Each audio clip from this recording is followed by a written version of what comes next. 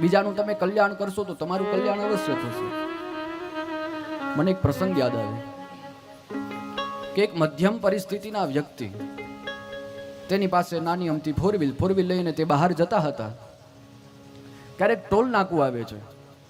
Toll નાકા ઉપર એક નાનું બાળક, 5-7 વર્ષનું બાળક, તે ફુગા અને ઝંડા વેચતું હોય છે. આ વ્યક્તિની દ્રષ્ટિ છે તે બાળક ઉપર પડે છે.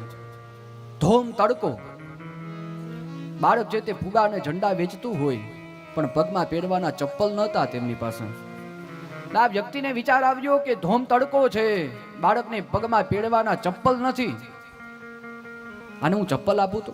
વિચાર આવ્યો અને ગામમાં તરત ગયો અને ગામમાંથી ચપ્પલ છે તે લેતો આવ્યો. 300 થી 500 રૂપિયાના ચપ્પલ લઈ આવી અને તે બાળકને હાથમાં ચપ્પલ આપે અને ચપ્પલ આપી અને કહે કે આલે આ બાળક, હું તારા માટે ચપ્પલ લેતો આવ્યો છું. ક્યારે બાળકના મુખમાંથી એક શબ્દ નીકળે છે કે તમે ભગવાન છો. ક્યારે તે વ્યક્તિ કહે કે ના, હું ભગવાન નથી. ક્યારે તે બાળક કહે કે તમે ભગવાન નથી તો ભગવાનના મિત્ર હશો. ક્યારે કહે કે હું ભગવાનનો મિત્ર પણ નથી, તું આવું શું કામે બોલે છો.